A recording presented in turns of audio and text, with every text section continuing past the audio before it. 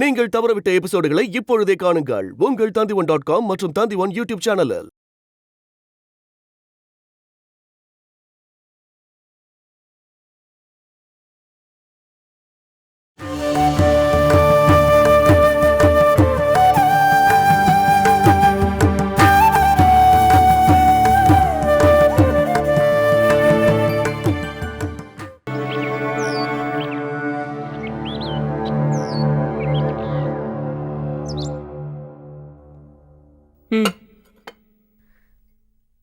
அம்மாவை இந்த பிசினஸ்ல இருந்து பின்வாங்க வச்சதுனால எந்த பிரயோஜனமும் இல்லைன்னு எனக்கு தோணுது. இந்த பிசினஸ் இல்லைன்னா இன்னொன்னு, காசு தான் கையில வச்சிருக்காங்கல்ல, அதை வச்சு ஏதாவது புது பிசினஸ் ஆரம்பிக்க போறாங்க அப்படிங்கிறது உண்மைதான். அவங்க பிளான் பண்ணட்டுமா? அதை எப்படியாவது நம்ம கண்டுபிடிச்சு அதை அழிச்சிடலாம். அது போதும்ல. ஒரு தடவை மரக்கிளை விழுந்து முயல் செத்து போனதுனால எப்பவும் அப்படியே நடக்கும்னு சொல்ல முடியாதுல்ல.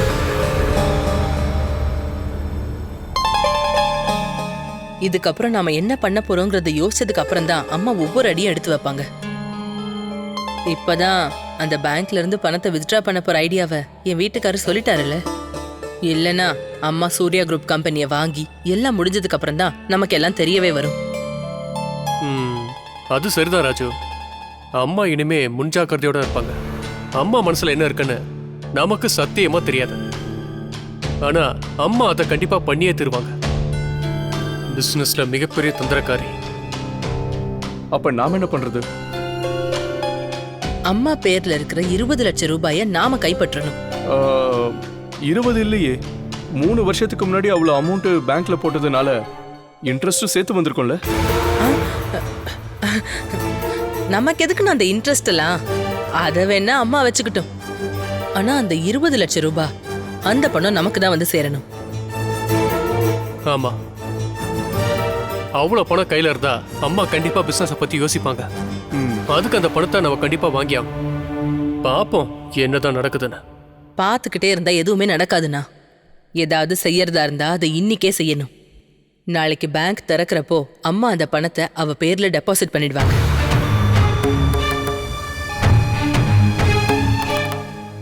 அப்புறம் அம்மா அந்த பிசினஸை அவ பேர்ல தான் ஆரம்பிப்பாங்க. அப்புறம் கொஞ்ச நாள்ல அந்த வீட்டையும் நிலத்தையும் அம்மா அவ பேர்ல எழுதி கொடுத்தாங்கன்னா அதோட எல்லாம் முடிஞ்சது.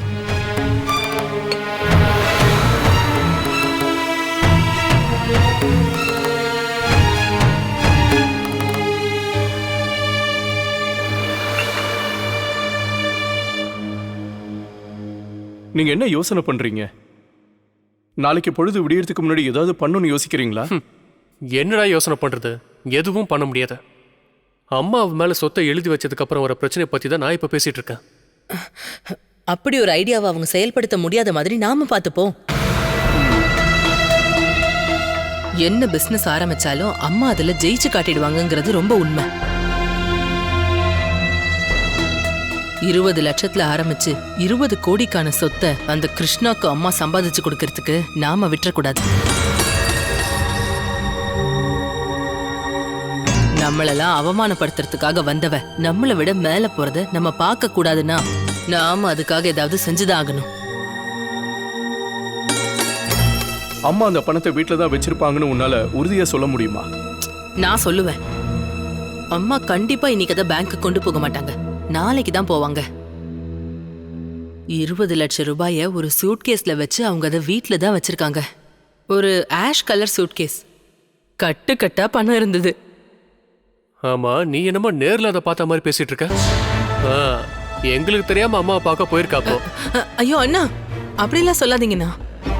என் அண்ணனுங்களுக்கு தெரியாம நான் ஏதாவது செய்வேனா? இப்ப வரைக்கும் நான் உங்க சைடு தானே நின்னுட்டு இருக்கேன். பேங்க்ல வேலை செய்யற என் வீட்டுக்காரோட ஃப்ரெண்டு தான் இது எல்லாத்தையும் இங்க வந்து சொன்னாரு. நான் உங்ககிட்ட சொல்ல போதா இப்ப நீங்க என்ன சந்தேகப்படுறீங்க? எந்த பிரச்சனையும் இல்லை.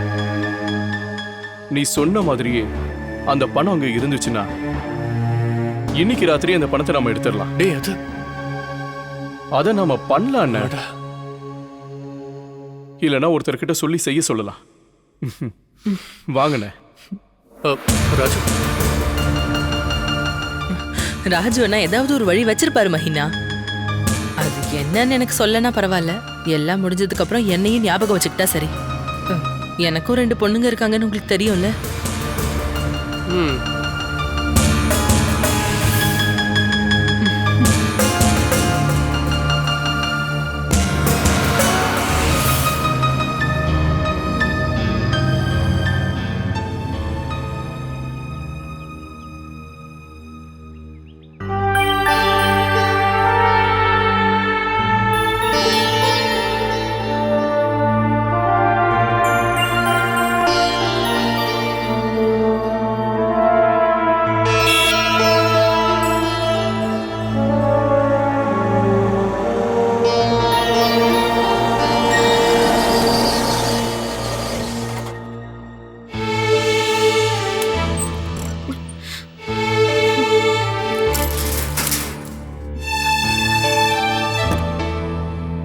உடனே வரேன்னு சொல்லிட்டு போனீங்க, ஏன் இவ்வளவு நேரம் ஆயிடுச்சு? நான் ரொம்பவே பயந்துட்டேன் தெரியுமா? நம்ம பிசினஸ் தடைப்பட்டதுக்காக நான் வீட்லயே முடங்கி கிடக்க முடியுமா என்ன? ஒண்ணு இல்லைன்னா இன்னொரு பிசினஸ் நம்ம ஆரம்பிக்கணும் இல்லையா? உடனே எதுவும் ஆரம்பிக்க வேண்டாம்னு தான் எனக்கு தோணுது. இப்போதைக்கு நீங்க பிசினஸ் பண்ண வேண்டாம். எதிரிங்க மறுபடியும் வந்து தொந்தரவு பண்ணாங்கன்னா அது உங்களுக்கு தானே சங்கடமா இருக்கும். என்னம்மா சோகம்?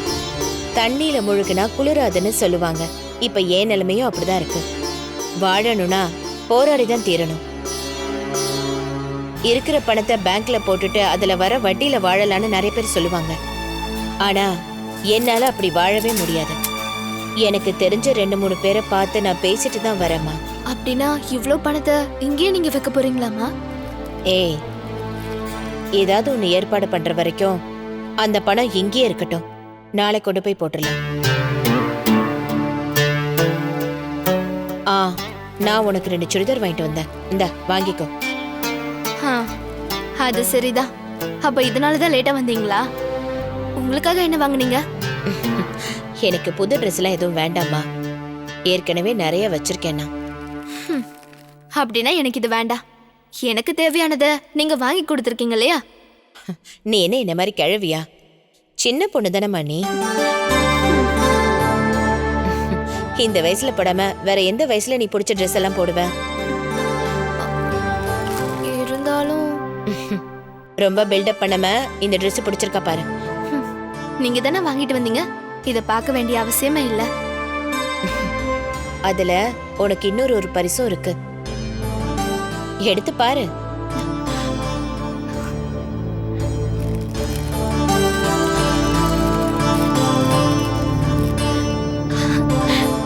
ஹாய், பர்ஸ் நல்லா இருக்கே. எனக்கு எதுக்குமா வாங்குனீங்க? காசு போட்டு வைக்கவா? அத திறந்து பாரு. அதுல உனக்கு இன்னொரு பரிசு ஒண்ணு இருக்கு.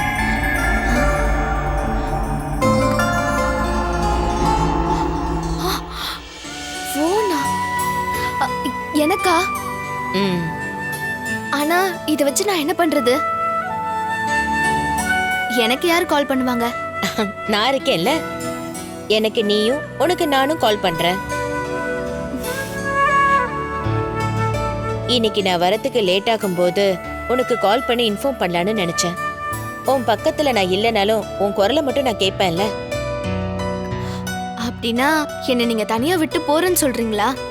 நான் அதுக்கு விட மாட்டேன். கால் பண்ணி உங்களை டார்ச்சர் பண்ணுவேன். அப்படின்னா இப்ப நீ எனக்கு கால் பண்ண, நான் பாக்குறேன். அப்போ இப்ப கால் பண்ண முடியுமா? என் கையில இருந்த பழைய நம்பர் தான் இப்போ உன்னோட புது நம்பர். என் நம்பர் என்னன்னு உனக்கு தெரியுமா? தெரியுமே. அது எனக்கு மனப்பாடமா இருக்கு. கால் பண்ணவா?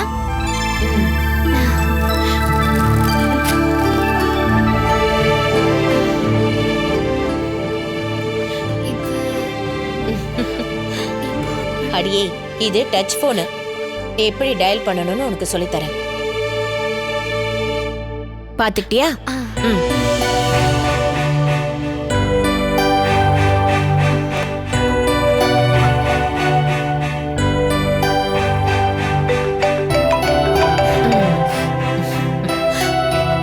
ஹலோ அம்மா, இது நான் தான், கிருஷ்ணா. சொல்லுமா. என்ன போன் பண்ணிருக்க? நீங்க வாங்கி கொடுத்த போன் எனக்கு ரொம்ப ரொம்ப பிடிச்சிருக்கு தெரியுமா?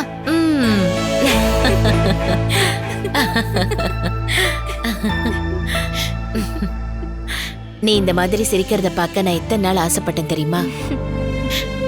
இப்பதான் நீங்க சந்தோஷமா இருக்கிறத நான் முதல் தடவை பாக்குறேன். இப்போ என் தங்கச்சியும் கூட இருந்திருந்தா சந்தோஷத்துல அவ துள்ளி குதிச்சிருப்பாமா. என் முகத்துல சந்தோஷத்தை பார்த்தா அவளுக்கு புதையல் கிடைச்ச மாதிரி சந்தோஷம். பாவம், அவளால எதையும் பார்க்க முடியாம அவ பாட்டுக்கு போயிட்டா. விடுமா, இதுக்கப்புறம் நீ அதை யோசனை பண்ணிட்டு இருக்காத. வாமா, நம்ம போய் சாப்பிடலாம். நீ அம்மாவோட செல்ல பொண்ணு தானே? வா. நீங்க போய் ட்ரெஸ் மாத்திட்டு வாங்க, நான் சாப்பாடு எடுத்து வைக்கிறேன்.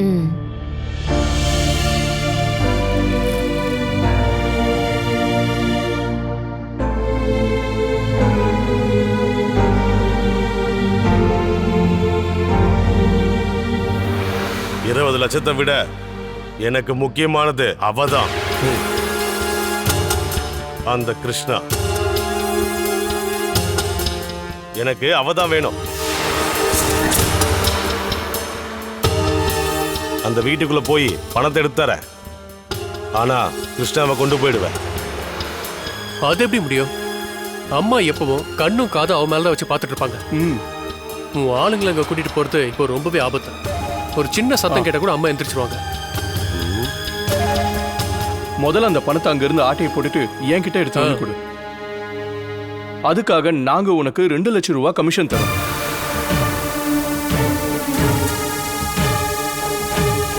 கிருஷ்ணாவை கடத்திட்டு போறது அதை 2ஆவதா வச்சுக்கலாம். அதுக்காக உனக்கு வேண்டிய எல்லா உதவிகளையும் நாங்க பண்ணி தரோம். ஒரே கல்ல 2 மாங்காய் விழுந்தா அதுவும் நல்லது தானே. நான் போய் உங்க பணத்தை எடுத்துட்டு வரேன், கிருஷ்ணாவையும் தூக்குறேன். இந்த பைரவ ஒண்ணு நினைச்சானா அது நடக்கும். அப்படின்னு நம்ம அப்படியே பண்ணிடல என்ன? அப்படியே ஆகட்டும். நமக்கு பணமும் கிடைக்கும், அந்த பொண்ணால அந்த பிரச்சனையும் ஒழிஞ்சு போகும். இங்க பாருங்க, பணத்தை ஒப்படைச்சிட்டு கிருஷ்ணாவை கூட்டிக்கிட்டு இன்னைக்கு ராத்திரி எஸ்கேப் ஆயிடுவேன். அதுக்கப்புறம் அவளை பத்தி எந்த ஒரு டீட்டெயில்ஸும் கிடைக்காது. அந்த மாதிரி உன்னால பண்ண முடிஞ்சா தாராளமா பண்ணிக்கோ. உன்னை இந்த ஊரை விட்டு அனுப்புற விஷயத்த நாங்க பாத்துக்கிறோம். இங்க இருந்து போனதுக்கு அப்புறம் எல்லா ரிஸ்க்கும் உன்னோடது. ஆனா பணத்தை எங்க கிட்ட ஒப்படைச்சதுக்கு அப்புறம் தான் நீங்க போய் ஆகணும். கிருஷ்ணா எங்களுக்கு கிடைச்சதுக்கு அப்புறம் நீ எங்களை ஏமாத்தவே கூடாது. நம்பிக்கை துரோகத்தை இந்த பைரவன் பண்ணவே மாட்டான். சொன்னா சொன்னபடி பண்ணுவேன். தலையே போனாலும் என்னை நம்பி வந்தவங்களை ஏமாத்த மாட்டேன். அப்படின்னா இன்னைக்கு ராத்திரி ஆபரேஷனை ஃபிக்ஸ் பண்ணிக்கோ. ஒரு ஆஷ் கலர் பிரீஃப் கேஸ்குள்ள தான் அம்மா பணத்தை வச்சிருக்காங்க. ஒருவேளை அம்மா படுத்திருக்க ரூம்ல அது இருந்தாலும் இருக்கலாம். சொல்ல போனா அம்மாவும் அந்த பொண்ணு ஒரே ரூம்ல தான் படுத்திருப்பாங்க. நல்லா கவனமா ஹேண்டில் பண்ண மட்டும்தான் நம்ம பிளான் ஜெயிக்கும். புரியுதா உங்களுக்கு? கிருஷ்ணாவை நாம எப்ப வேணாலும் தூக்கிடலாம். அவ அங்கதானே இருப்பா. ஆனா 20 லட்சம் அந்த பணத்தை அம்மா நாளைக்கு பேங்க்ல டெபாசிட் பண்ணாங்கன்னா அதுக்கப்புறம் தொட முடியாது. நாங்க சொல்றது உனக்கு நல்லாவே புரியுதுல பைரவா. அந்த பணம் மட்டும் அம்மா கையில இருந்தா கிருஷ்ணாவை ப்ரொடெக்ட் பண்ண அம்மா என்ன வேணாலும் பண்ணுவாங்க. அதை நீ எப்பவும் அனுமதிக்கவே கூடாது. எனக்கு புரியுது. முதல்ல பணம், அப்புறம் தான் கிருஷ்ணா. நான் இதுக்கு ஒத்துக்கிறேன். நாம இன்னைக்கு நைட்டு கரெக்டா 1 மணிக்கு அப்போ மீட் பண்ணலாம். Okay okay Bairavaa.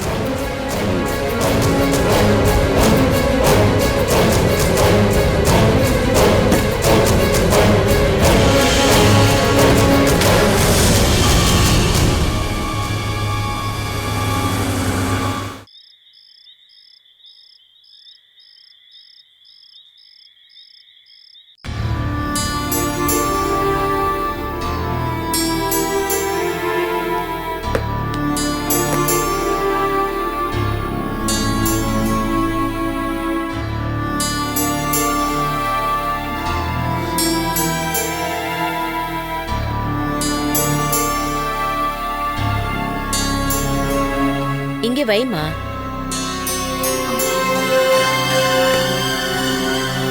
அம்மா, இந்த சூட்கேஸ் இங்க தான் வைக்கணுமா? அலமாரியில வச்சு லாக் பண்ணலாம்ல? இல்லனா கட்டிலுக்கு அடியில வைக்கலாம். எதுக்காக பாதுகாக்கணும்? அப்படி பாதுகாத்து நம்ம வாழ்க்கையை நம்ம அழிச்சுக்கணுமா?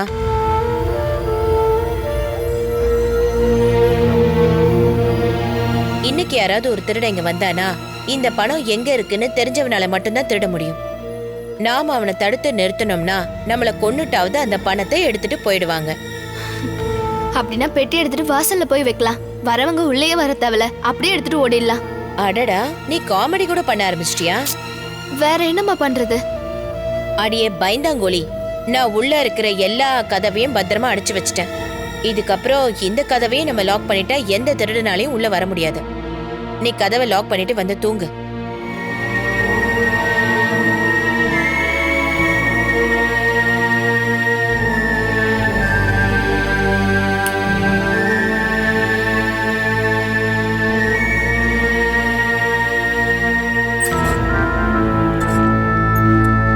என்னம்மா லாக் இது? இந்த லாக் உடைஞ்சு போயிருக்கு. அடடா, உன்னை வச்சுட்டு என்னதான் பண்றது? வந்து படுத்து தூங்குமா. லைட் ஆஃப் பண்ணுமாமா? லைட் ஆஃப் பண்ணாம லைட்டை போட்டுக்கிட்டே தூங்க முடியுமா என்ன? நீ பயப்படாம வந்து தூங்குமா.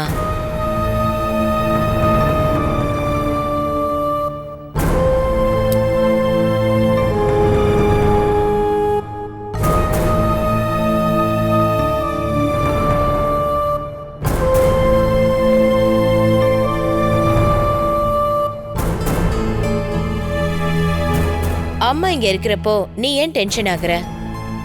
நான் எப்பவுமே எல்லா விஷயத்திலயும் முன்னெச்சரிக்கையா பிளான் போட்டு வைப்பேன். நீ தைரியமா படுத்து தூங்குமா.